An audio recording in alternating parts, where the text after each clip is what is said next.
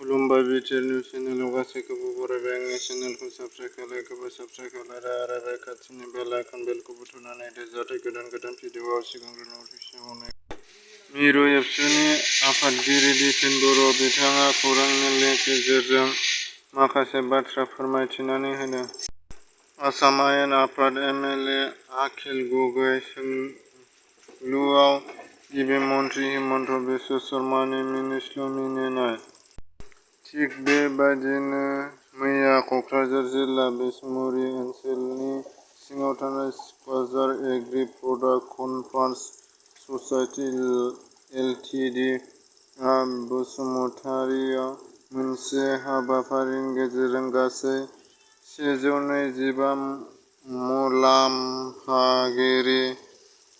गासै 10,000 नारें लेबु बिफां राननानै होदों। बे हाबाफारियाव आबाद बिफाननिफ्राय कक्राझार जिल्लायाव डि.ए.अ. हाबाफारि आरो ए.डि.अ. बिजिरगोरा बसुमतारि आरो ए.इ.ए. नि समिदाल बसुमतारि बिथांमोना बाहागो लायो।